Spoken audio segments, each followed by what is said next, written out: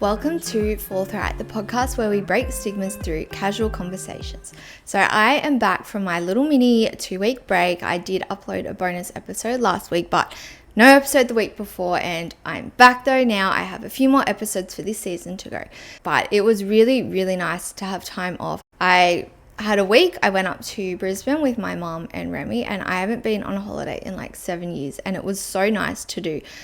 And to be honest, so the first day or two was really weird, just being in a different routine. I sort of didn't know what to do with myself and was feeling a bit, I don't know, just really out of it, just out of my comfort zone. But then I started to, just get really comfortable into just being on a holiday. And it was so nice, and it was so warm in Brisbane too. Like only that sort of few degrees warmer, and the humidity up there was actually, there was one day in particular, we're going just like walking around, and it was hot. Like it almost felt like summer. It was so nice. And it got to the point I wasn't ready to leave. I was like, I definitely could have stayed a lot longer, but it was so nice to do. So now I am back into the swing of things. I have been so busy. I have had stuff on every single day between doing my content and working at my real job and all that, but it's okay. Like I like being busy. It's good. It keeps my mind off other things. So anyway, I am back into getting episodes out. I'm really, really excited for the next few episodes I have planned. But today I sort of wanted to do a bit of, I guess, a lighter topic. I feel like a lot of my recent episodes have been really heavy and deep and all that. And there are still some more deep episodes coming, but I wanted to just do something a bit different today. So I kind of am going to talk about a few different topics in one. So it's sort of just all going to be about dating and all that sort of aspect of things and everything that falls under that umbrella. So my dating experience, what it's like for me being single in my 20s, about sex, sexuality, all that kind of stuff. So I'm just going to do what I always do and just talk openly and unfiltered about everything, because literally like we all experience this kind of stuff, and I don't think there should be any shame in talking about this. So I'm just going to have a really casual chat about this sort of stuff. So to preface, I am 27 and I've never been in a serious relationship ever. I mean, I've dated before, but it's never been anything serious. And I think the longest I've dated someone has been maybe 6 months. So literally just not getting into anything serious at all. And there are times where I've really hated being single, but then there have also been times that I have loved the single life. So that's sort of what I'm going to jump into now, talking about, I guess, the pros and cons of being single and what I feel the dating pool is like at the moment. And then I will talk about, I guess, stigmas and mindsets that people might have around sex, or shame about having too much sex or not enough or whatever. And then just about sexuality and labels and all that. And I guess my opinions and thoughts and all that. So I guess for me, where I'm going to start with my thoughts on, I guess, relationships as a single person is I firstly feel like, and I'm sure so many people would agree, that it's seemed as the norm to be paired up. It's sort of like people think that if you're single, you don't want to be, and that the end goal is to be partnered with someone.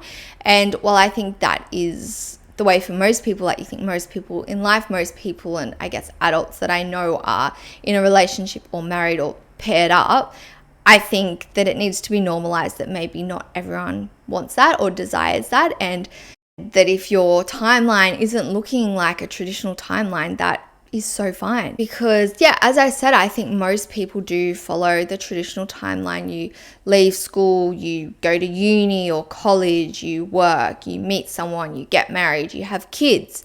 And just because I guess that's common, and it doesn't mean that anything other is wrong, or it doesn't mean you're behind in life, because we're all on different timelines and we have different priorities and interests and intentions and all that. And something too that I think is really weird when I actually stop and think about it, you think if someone, whether or not it's a celebrity or someone in your personal life, if they, I don't know, say announce on Facebook, because that's 21st century, everything is online these days. But if someone announces on Facebook that they are getting married or having a kid, that will be the post that gets the most engagement than anything else they could ever post.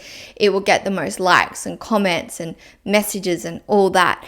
Nothing real. And again, like there could be some, but like really overall, generally speaking, when you think about it, that is what gets the most praise. But it's weird because it's so common. It's like the majority of people do. Like, I know so many people that are like married and have kids. Like, you think of that and it's like, it's nice, the fact that it is so celebrated. I'm not against celebrating that. But when you stop and think about it, it's something that's so common, but it's hugely celebrated. And like, using celebrities as an example, like Taylor Swift. So she's on this biggest like world record breaking tour. She's won all these Grammys and getting all these awards. But I feel like if she was to announce that she was engaged or pregnant, that news and that announcement would trump anything else that she's done or accomplished, even though like no one else is doing these other things that she does. But getting married or having a baby would be the most celebrated, despite the fact that it is such a normal thing. So again, obviously I'm single and like haven't experienced or announced that. But yeah, I know so many people that are getting married and having babies, and I just think it's still so exciting. I mean, when my brother told us that he was engaged to his partner, it was on FaceTime. They were in Italy and I was crying because I was just so happy, and I have nothing against celebrating that, because I think it's just, there's so many awful things going on in life, and just to celebrate something so beautiful and pure as love or new life, it's such an amazing thing. But when you stop and think about it, it's weird how it is the most you could be celebrated for when so many people do it. But anyway, obviously, like for me though, if I ever get married or have a baby or whatever, I want everyone to celebrate me. So I'm not taking that away from everyone, and I don't want anyone to take that the wrong way. But then I also think, well, what if I never get married?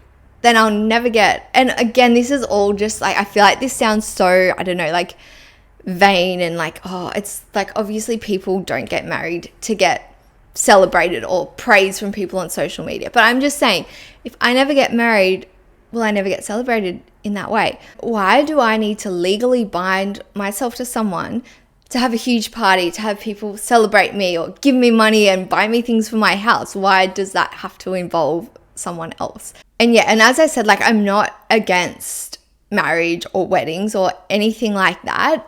And I think I probably do want to get married one day. I mean, I don't even know where my thoughts are on marriage, but I just think, yeah, when you think deeper about it, it is kind of weird. Like, can I just throw myself a party as big as a wedding and wear a really pretty dress and look the best I've ever looked in my life and spend all this money and have people come and celebrate me? Why does it need to be me legally binding myself to someone? It's weird when you think about it. I don't know, that's just me. Then when I think about me being single and times where I think I don't want to be single or I don't like the single life, I kind of stop and think, do I actually want to be in a relationship, or do I just feel like I should? And I don't know the answer to that. And then I so often feel like I'm behind in the timeline of my life because I'm 27 and single and never been in a relationship. But I also don't know what my timeline looks like because it's still going and it's different to anyone else's. And I have been single, basically, it just hasn't been a priority to me, if I'm being honest. And I spent my early 20s being really, really sick. So obviously my health and staying alive was my priority, understandably. But I think they're really fundamental years for relationships and dating and all that. And I kind of missed out on that because I was just so sick. And then I started growing my business and I was so focused on that, and that was my priority. So I casually dated, but I just didn't prioritize a relationship because I was putting myself first. And I think there's nothing wrong with that. But people then always think that it's weird that I haven't been in a relationship. And I don't really care if people think that. They can think what they want. And also, like, in that time, I moved interstate twice. So I was just not in one place for very long. And then 2022, I moved house 3 times. So I just had so much going on, and just my whole dating life was just on the back burner because, as I said, it just wasn't my priority. And I just think people don't talk about that enough. People, as I said at the start, it's almost like people think if someone is single, they don't want to be, or that they're wanting to be dating or finding someone. But let's just talk about being happy being single. And like, I think for me, things that I love about being single is I can just watch whatever I want to watch on TV. I don't have to ask someone else, like, oh, what do you want to watch tonight? We don't have to try to agree on anything. I can just put on whatever I want to watch, whenever I want to watch it.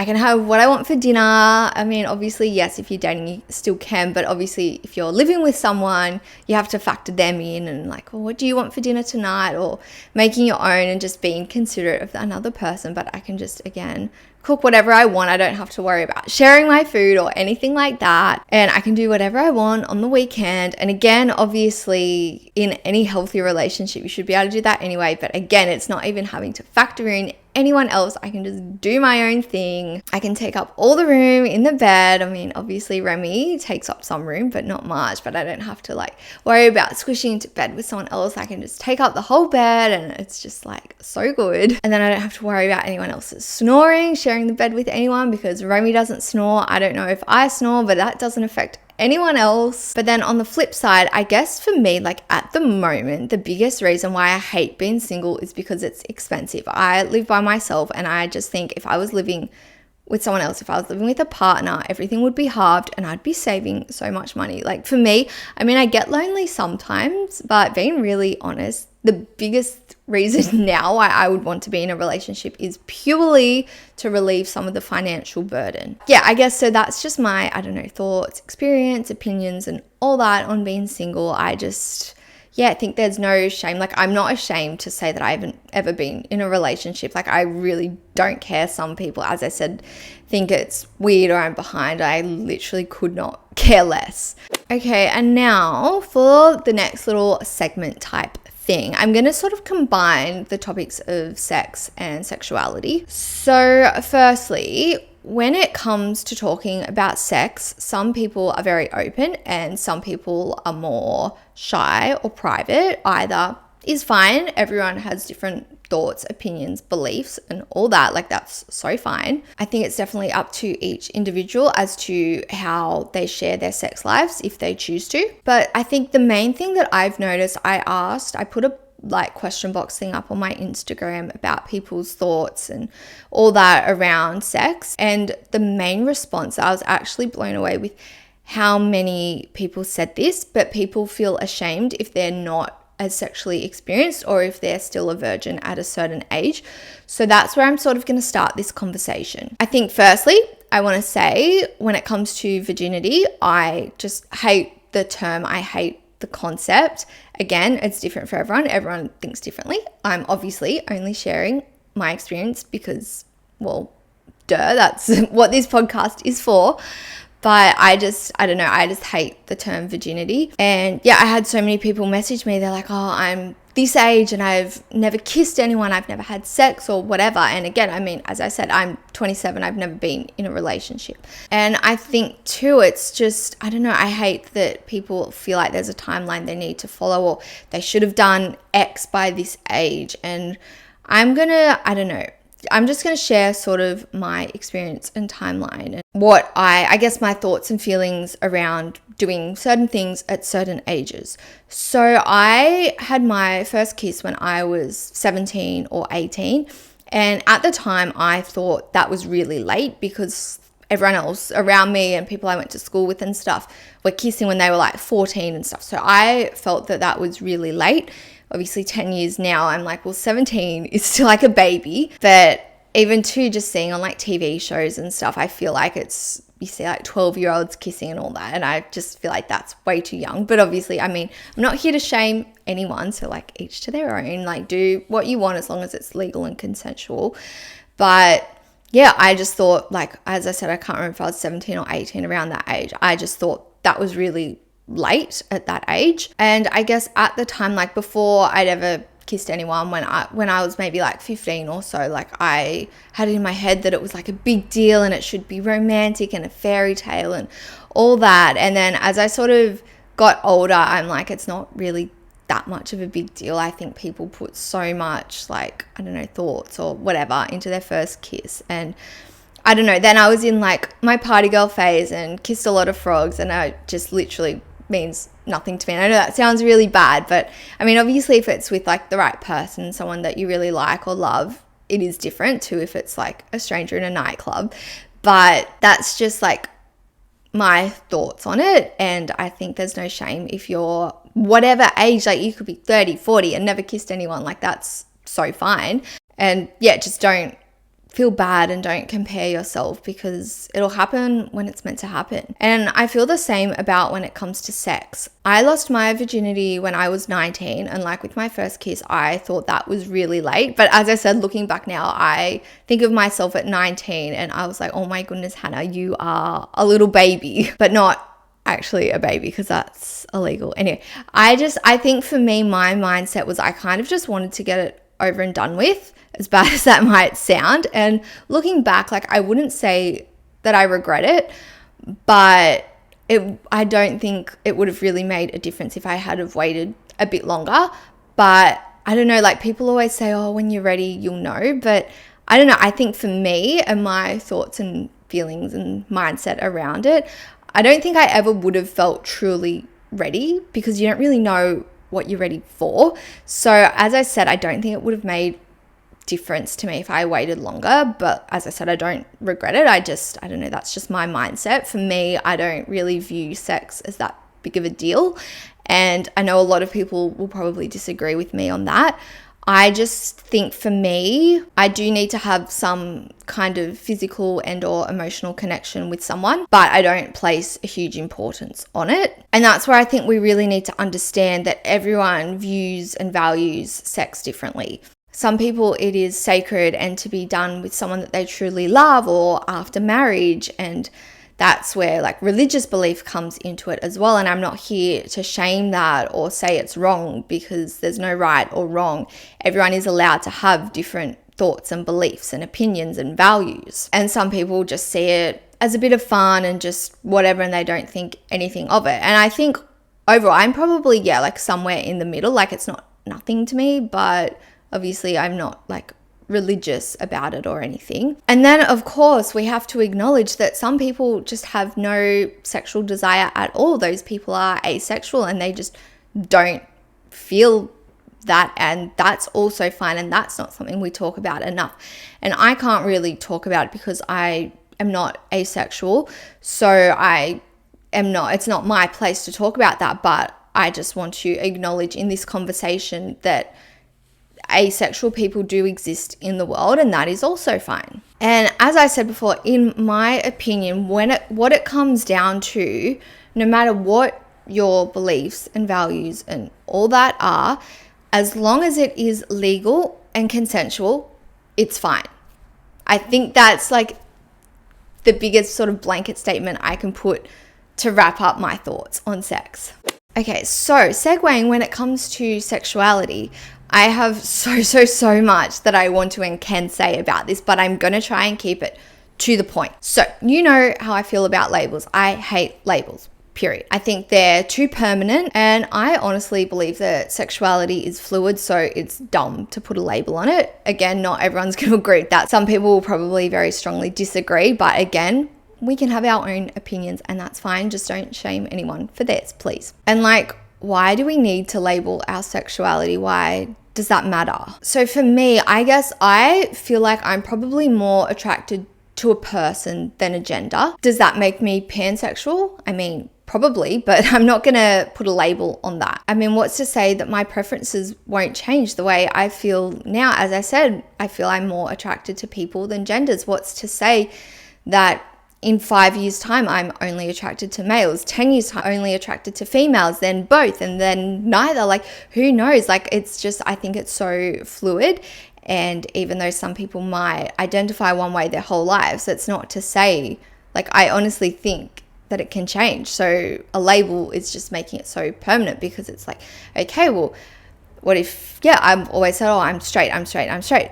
And then it's like, okay, well, now I'm a lesbian, now I'm bisexual, pansexual, asexual. I just think it's so fluid, so I'm not one to put a label on it. But that's not to say that no one should put labels on it, or you shouldn't label your sexuality, because if you want to, if that's validating to you, that's fine. And also too, in the conversation of labeling our sexuality, I always think about transgender and non-binary people. So say I meet someone and I'm attracted to them, and then they say that they're non-binary. Does that make me gay, straight, bi? No, because it's not black and white. And also, why do I need to classify it? And what if I label myself as straight and I fall in love with a man and then he reveals that he's transgender and wants to transition to a female? Do I now no longer love her because I'm straight? Or does that now make me gay? I just think it's so nuanced, and labels can just sometimes be unnecessary. Again though, this is just my experience and my perspective. And as I said before, I think sometimes labels can be really validating and even empowering for people. I think especially those in the LGBT plus community. And I think when someone comes out and labels their sexuality, it can be so freeing to them and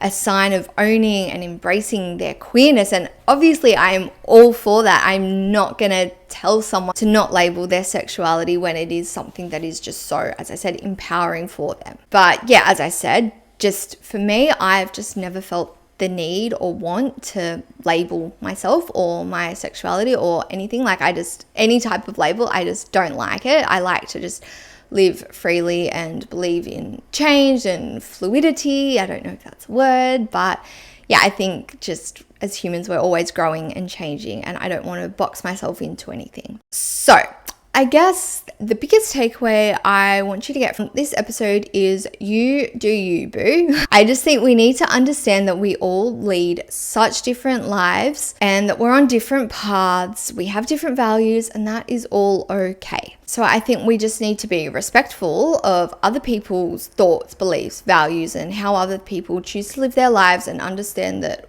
we all, as I said, we're all on different paths, and I think we just need to respect that and not feel ashamed if our lives are different to other people's, and get rid of the word should.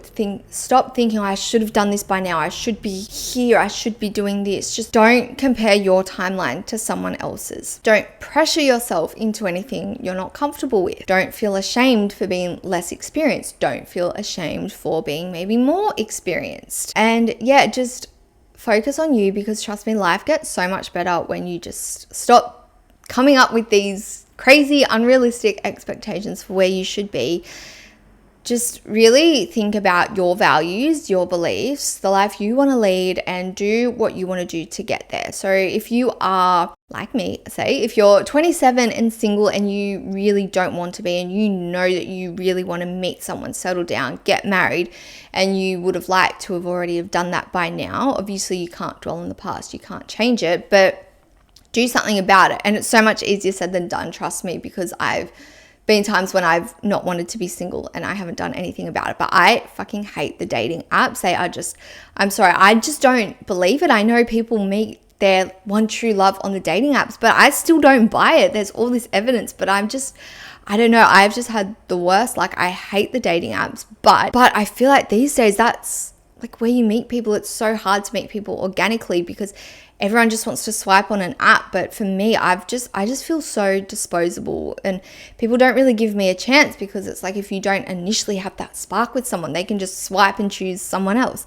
But going back, so yeah, if you are single and don't want to be, try getting on the apps, try talking to people in public. And I know that's just the thought of that is terrifying to me, but it goes like with anything you want in life, you just have to put in the steps to get where you want to be, not where you think you should be or other people think you should be or other people are telling you. Just you do you, go at your own pace, live your life the way you want to. And yeah, so I think that's where I'm going to wrap it up today. I feel like I've said a lot, but I hope it's made sense.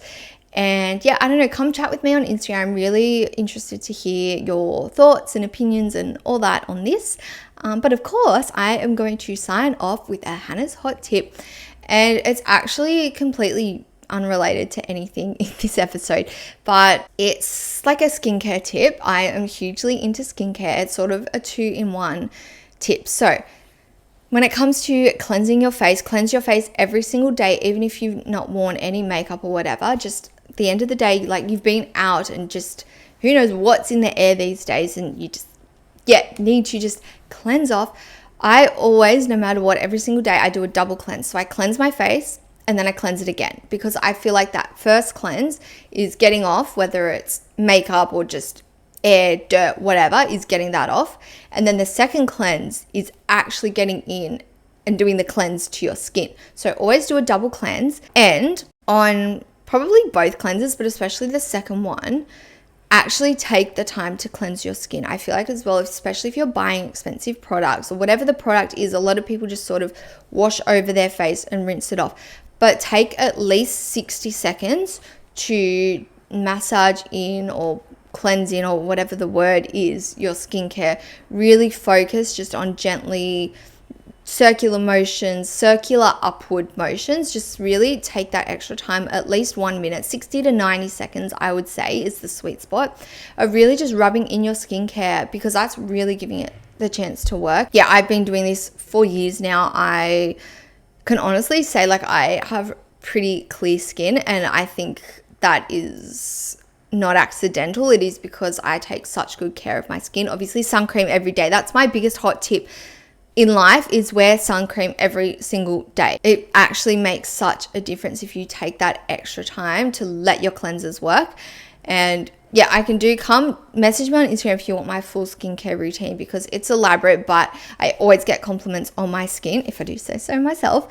But yeah, and that's where I'm going to sign off today. I will be back next week. It'll probably be a heavier topic because I love to talk about heavy things, but I wanted to just do something a bit lighter, a bit different today. So I hope you liked it, and I will see you guys next Thursday morning. Okay, bye. I still don't know how to sign these off. Oh my God. Okay, bye.